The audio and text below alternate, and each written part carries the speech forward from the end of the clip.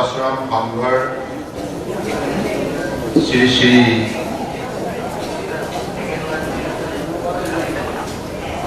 গুৰু মন্দিৰ, শ্ৰী শ্ৰী শিৱ মন্দিৰ, শ্ৰী শ্ৰী কৃষ্ণ মন্দিৰ আৰু ছাত্ৰাবাস উদ্বোধনী অনুষ্ঠান। আজি এই সভাত উপস্থিত থকা ভাৰত সেৱাশ্ৰম সংঘৰ মাননীয় সাধারণ সম্পাদক পরম পূজনীয় স্বামী বিশ্বরত্নজি নন্দ মহারাজ, পুরী শাখার সম্পাদক স্বামী সমিধানন্দজি মহারাজ, উত্তর পূর্বাঞ্চলের মুখ্য সংগঠক স্বামী সাধনানন্দজি মহারাজ, ডিমাপুর শাখার সম্পাদক স্বামী চিন্ময়ানন্দ মহারাজ তথা ভারতবর্ষের অন্যান্য ঠাইৰ পৰা উপস্থিত হওয়া শ্রদ্ধার স্বামীজীসকল, লগতে শ্রদ্ধার পদ্মশ্রী স্বামী প্রদীপ্তানন্দ মহারাজজি, অসম গেছ কোম্পানির অধ্যক্ষ শদিয়া বিধানসভা সমষ্টির মাননীয় বিধায়ক শ্রদ্ধেয় বলিন চেতিয়া ডাঙৰীয়া, অসম হাউচিং বোৰ্ডেৰ অধ্যক্ষ মাননীয় পুলক গোহাঁই ডাঙৰীয়া, তিনিচুকীয়া জিলা বিজেপিৰ সভাপতি কুশকান্ত বৰা ডাঙৰীয়া, মৰাণ সাহিত্য পৰিষদৰ মুৰব্বী অৰুণজ্যোতি মৰাণ ডাঙৰীয়া, TDAৰ অধ্যক্ষ কাজল গোহাঁই ডাঙৰীয়া, DDA অধ্যক্ষ অসীম হাজৰিকা ডাঙৰীয়া, তিনিচুকীয়া পৌৰসভাৰ সভাপতি পুলক চেতিয়া ডাঙৰীয়া, মাননীয় শংকৰ দাস ডাঙৰীয়া আৰু ইয়াত উপস্থিত থকা পৰম শ্ৰদ্ধাৰ ভাৰত সেৱাশ্ৰম সংঘৰ ভক্তসকল আৰু সাংবাদিক বন্ধুসকল, জয় জয়তী এই পুণ্যভূমিত পবিত্ৰ মন্দিৰত সমবেত হোৱা দেশৰ বিভিন্ন প্ৰান্তৰ পৰা অহা আমাৰ ভাৰত সেৱাশ্ৰমৰ স্বামীসকলৰ লগতে ভক্তবৃন্দ, আপোনালোক সকলোৰে প্ৰতি মই মোৰ শ্ৰদ্ধা জ্ঞাপন কৰিছোঁ। আমি সকলোৱে জানো হিন্দু সভ্যতা পৃথিৱীৰ আটাইতকৈ পুৰণি সভ্যতা। এই সভ্যতাই পৃথিৱীৰ মানৱ সমাজক জ্ঞানৰ পোহৰ, আধ্যাত্মিক চেতনা শক্তি প্ৰদান কৰি আহিছে। আৰু আজি আমি ভাৰতবৰ্ষৰ এই পবিত্ৰ ভূমিত জন্মলাভ কৰি আমি সকলোৱে গৌৰৱান্বিত যে আমি একোগৰাকী ভাৰত মাতাৰ পুত্ৰ কন্যা হিচাপে ভাৰত মাতাৰ চৰণত সমৰ্পিত ভাৱনাৰে শ্ৰদ্ধা সহকাৰে আমি সকলোৱে সেৱা কৰাৰ এটি সুযোগ লাভ কৰিছোঁ। আমাৰ জীৱন ধন্য কৰি ৰাখিব লগা হ'লে, এই জীৱনটোক মূল্যাঙ্কন কৰিব লগা হ'লে আমি সকলোৱে মানৱ সেৱাত আত্মনিয়োগ কৰিব লাগিব। জীৱ জগতৰ প্ৰতি শ্ৰদ্ধাশীল হৈ জীৱ জগতৰ প্ৰতি প্ৰেম ভাৱনাৰে আমি আমাৰ মানৱ জীৱন সুন্দৰভাৱে গঢ় দিব লাগিব। গতিকে ভাৰত সেৱাশ্ৰম সংঘই আজি বিশ্বৰ বুকুত মানৱ সমাজক জ্ঞানৰ পোহৰ দিয়াৰ বাবে সহিষ্ণুতা, ধৈৰ্য আৰু মানৱতাৰ সন্দৰ্ভত তেখেতসকলে যিখিনি চেতনা শক্তি প্ৰদান কৰিছে, ইয়াৰ ফলত বহু লোকে জীৱনৰ সঠিক পথত গতি কৰাৰ বাবে এটা শক্তিশালী দিশ আৱিষ্কাৰ কৰিবলৈ সক্ষম হৈছে। গতিকে আজি মাননীয় উদ্যোক্তাসকলৰ বক্তব্যত যিখিনি কথা প্ৰকাশ পাইছে, আমি সকলোৱে জানো যে হিন্দু সভ্যতাৰ যিটো শক্তি, ৰাম ৰাজ্য প্ৰতিষ্ঠা কৰাৰ যিটো আমাৰ সকলোৰে দায়িত্ব, গতিকে সেই দায়িত্ব আজি পালন কৰাৰ বাবে ভাৰতবৰ্ষৰ প্ৰতিগৰাকী হিন্দু সন্তানে বিশেষভাৱে প্ৰতিজ্ঞাবদ্ধ হ'ব লাগিব, বিশেষভাৱে দায়বদ্ধ হ'ব লাগিব আৰু দায়িত্ব সহকাৰে এই মাতৃভূমিক সেৱা কৰি যাব লাগিব, ৰাষ্ট্ৰ ধৰ্ম পালন কৰিব লাগিব। মাননীয় প্ৰধানমন্ত্ৰী নৰেন্দ্ৰ মোদী ডাঙৰীয়াই 500 বছৰ পুৰণি ভাৰতবৰ্ষৰ হিন্দু সমাজৰ যিটো আকাংক্ষা ভাৰতবৰ্ষৰ বুকুত ৰাম মন্দিৰ প্ৰতিষ্ঠা কৰা, সেই কামটো তেখেতে ভক্তিভাৱেৰে সম্পূৰ্ণ কৰিলে। প্ৰতিজন ভাৰতীয়ক, প্ৰতিজন হিন্দুক গৌৰৱান্বিত কৰি তুলিলে। আজি অযোধ্যাত প্ৰাণ প্ৰতিষ্ঠা হ'ল, মন্দিৰ নিৰ্মাণ হ'ল আৰু সেই মন্দিৰত ধ্বজাৰোহণো হ'ল। অৰ্থাৎ হিন্দু ধৰ্মৰ প্ৰতীক আমাৰ এই পতাকাখন উত্তোলন কৰা হ'ল। বিশ্বৰ মানৱ সমাজক এই কথা অৱগত কৰিলে যে হিন্দুৰ সভ্যতাৰ শক্তি মহাশক্তি, হিন্দুৰ সভ্যতাৰ বিচাৰধাৰা হৈছে মহাবিচাৰধাৰা।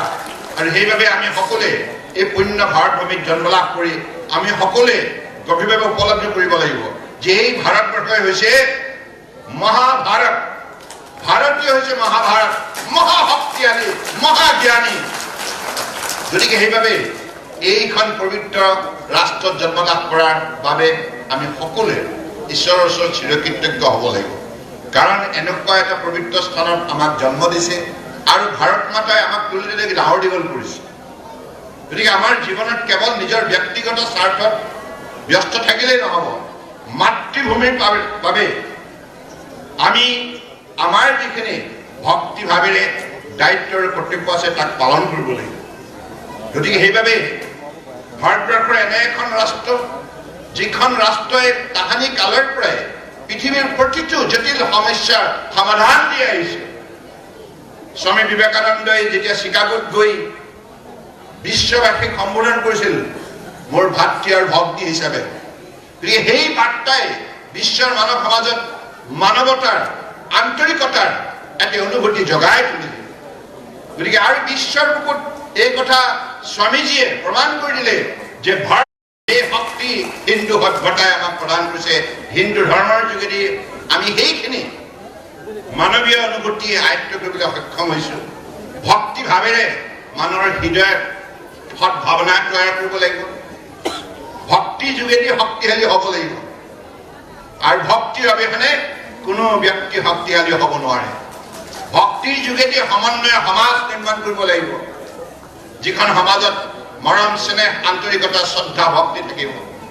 গতিকে সেইবাবে সেইখন সমাজ নিৰ্মাণ কৰাৰ বাবেই ভাৰত সেৱাশ্ৰম সংঘই নিষ্ঠাৰে আজি তেখেতসকলে কাম কৰি আহিছে।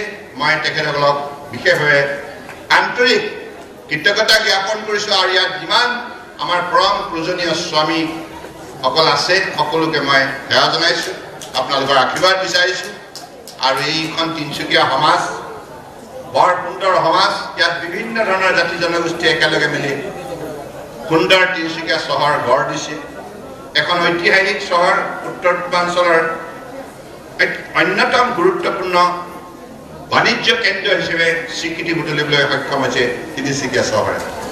গতিকে আপোনালোকে সকলোৱে এইখন চহৰ সকলো সময়তে সুন্দৰভাৱে জীয়াই ৰাখিব লাগিব। আৰু অসমক শক্তিশালী কৰাৰ যাত্ৰাত তিনিচুকীয়াৰ উল্লেখযোগ্য অৱদান থাকিব। ভাৰতবৰ্ষক আত্মনিৰ্ভৰ ভাৰত কৰাৰ ক্ষেত্ৰত আপোনালোকৰ উল্লেখযোগ্য ভূমিকা থাকিব। গতিকে মই বিশ্বাস ৰাখিছোঁ যে আজি এই প্ৰভাৱখনত আপোনালোকে উপস্থিত থাকি ইমান সুন্দৰ মন্দিৰ নিৰ্মাণ কৰিছে। আৰু এই মন্দিৰটোৱে সকলো সময়তে এইখিনি চেতনা আমাক দিব যে আমি সকলো সময়তে সুন্দৰ মনৰ অধিকাৰী হৈ থাকিব লাগিব আৰু সকলো সময়তে সমাজত শান্তি প্ৰতিষ্ঠা কৰাৰ যাত্ৰাত আত্মনিয়োগ কৰিব লাগিব, নিস্বাৰ্থভাৱে মানৱ সেৱা কৰিব লাগিব। কাৰণ এখেতসকলক দেখিলেই এনেকুৱা মনলৈ এটা ভাৱনা শক্তি গঢ় লৈ উঠে। এখেতসকলে জীৱনৰ নিজস্ব সম্পূৰ্ণৰূপে ত্যাগ কৰি মানৱ সেৱাৰ বাবে গোটেই জীৱনটো তেখেতসকলে আত্মনিয়োগ কৰিছে। গতিকে এখেতসকল কৃতজ্ঞতাৰ পাত্ৰ। আৰু এই আদৰ্শৰে আমি আমাৰ ভৱিষ্যত প্ৰজন্মক গঢ় দিব লাগিব। The young generation they must learn this particular idealism, this particular principle of life, how to live a life of, selfless nation, not selfish. We must extend our service to the people, to the nation, with a selfless attitude. And I believe that is what all the time Bharat Sevashram is trying to make the young generation understand what is the importance of Hindu religion, how Hindu religion can give you the sense of tolerance and sense of humanity, sense of power of integration, sense of power of coordination, collaboration. This is the power of Hindu religion. Hindu religion has always taught us to live a life of peace, tranquility and happiness. So this is the greatness of Hindu religion. And we must feel proud to be a Hindu. हमें गर्व महसूस करना चाहिए हिंदू होने का नाते।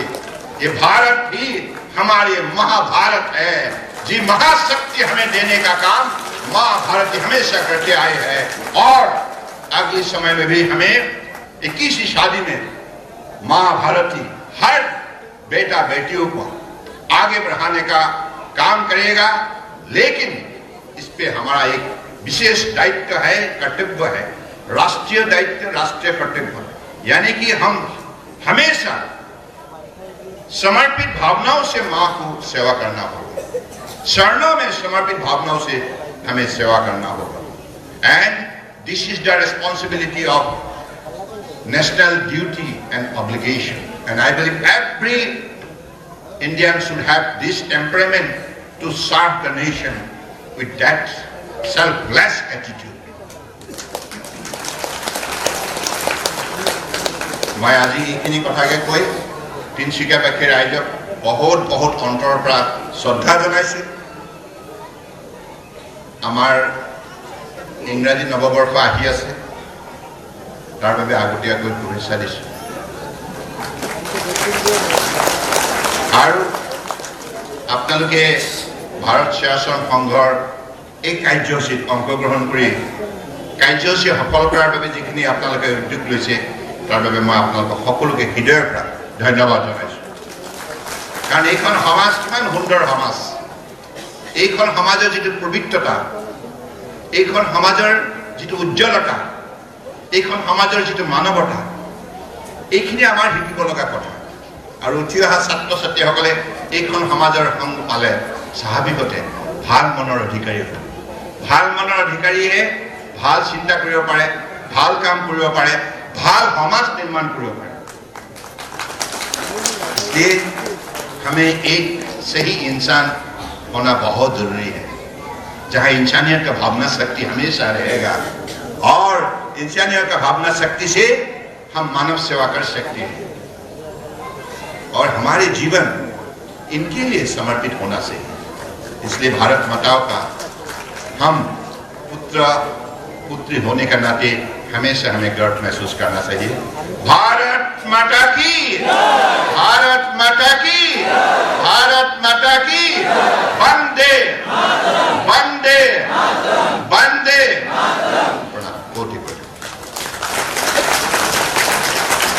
ধন্যবাদ।